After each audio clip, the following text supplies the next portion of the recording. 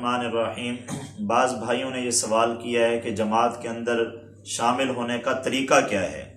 تو بھئی نماز کے اندر شامل ہونے کا طریقہ یہ ہے کہ آدمی اگر آیا، جماعت کھڑی ہو چکی ہے، تکبیر کہی جا چکی ہے، تو نبی علیہ السلام کا حکم یہ ہے کہ دوڑے نہیں، بھاگے نہیں، بلکہ سکون کے ساتھ چلتے ہوئے آئیں۔ اذا اقیمت الصلاۃ فلا تأتوها تسعون وأتوها تمشون وعلیکم السکینۃ فما ادرکتم فصلوا وما فاتکم فاتموا۔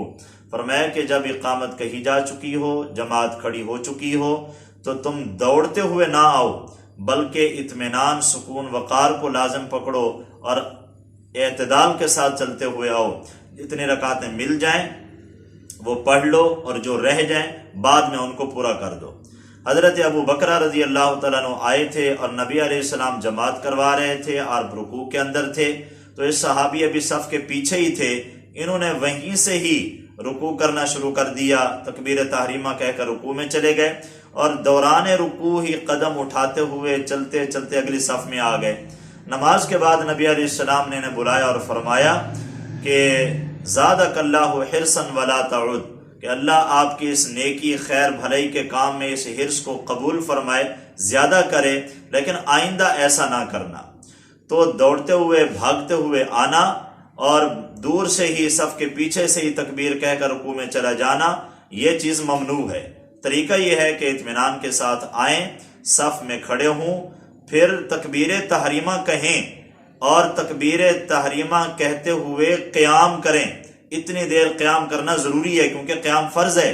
اگر آپ نے قیام نہیں کیا اور بھاگتے بھاگتے تکبیر تحریمہ کہتے ہوئے رکوع میں چلے گئے، آپ کی نماز نہیں ہوگی۔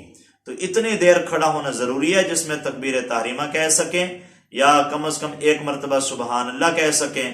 تو کھڑے ہونے کی حالت ہاتھ باندھنا ضروری نہیں ہے، تو آپ ایک بار تکبیر تحریمہ کہہ لیں، فرض ادا ہو جائے گا، قیام کا بھی، تکبیر تحریمہ کی بھی، پھر آپ رکوع میں چلے جائیں۔ اگر اتنی رکوع آپ کو مل جاتا ہے جس میں ایک بار سبحان اللہ کہا جا سکتا ہے، پھر تو آپ کی وہ رکعت شمار ہو جائے گی، ورنہ آپ کو وہ رکعت آپ کو نہیں ملے گی۔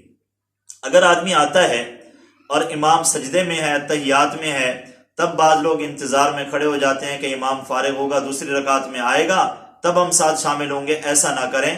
حدیث مبارکہ میں نبی علیہ السلام نے فرمایا اذا جئتم الى الصلاة ونحن سجود، فرمایا کہ تم آؤ نماز کے لیے اور ہم سجدے کی حالت میں ہوں، تو فرمایا کہ تم نماز میں شریک ہو جاؤ، فاسجدوا ولا تعدوه حاشیا، نماز میں شریک ہو جاؤ، سجدے میں چلے جاؤ، لیکن اس کو رکعت شمار نہ کرنا، رکعت شمار نہیں ہوگی البتہ۔ اور حضرت معاذ بن جبل رضی اللہ تعالیٰ عنہ، پہلے زمانے میں چونکہ یہ تھا، شروع اسلام میں آدمی آتا، رکعت کی تعداد پوچھ لیتا کہ کتنی رکعتیں ہو گئیں، کتنی رہ گئیں، تو وہ پوچھ کر جتنی رہ گئی ہوتی تھیں پہلے ادا کر لیتا اور پھر امام کے ساتھ شریک ہو جاتا۔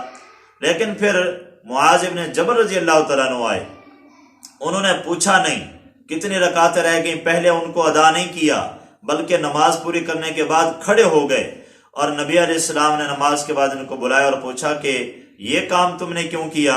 کہ یا رسول اللہ بس میں نے کہا جو رکعتیں رہ گئیں بعد میں ادا کر۔ فرمایا کہ یہ کام تم نے بہت اچھا کیا۔ اس کے بعد سے یہ طریقہ بتایا گیا، تعلیم دیا گیا کہ نماز کی رکعتیں رہ جائیں تو مسبوق ان کو اس طرح کھڑے ہو کر ادا کرے۔ اور آدمی بسا اوقات مسبوق ہو جاتا ہے۔ نبی علیہ السلام بھی ایک دو دفعہ ہو گئے تھے، ایک سفر سے آ رہے تھے، فجر کی نماز کا وقت تھا، صحابہ کرام تیاری کر کے انتظار میں بیٹھے تھے، آپ کو قضاء حاجت ہوئی، آپ باہر چلے گئے تو آنے میں دیر ہو گئی۔ صحابہ نے دیکھا کہ اب اجالا ہو گیا، سورج طلوع ہونے کے قریب ہے، تو صحابہ نے عبد الرحمن بن عوف رضی اللہ تعالیٰ عنہ کو امام بنا دیا۔ نبی علیہ السلام تشریف لائے تو دوسری رکعت تھی، پہلی رکعت رہ گئی تھی، پھر آپ نے مسبوق ہونے کی حالت میں وہ ادا کی اور صحابہ سے فرمایا کہ قد احسنتم، تم نے یہ کام بہت اچھا کیا ہے۔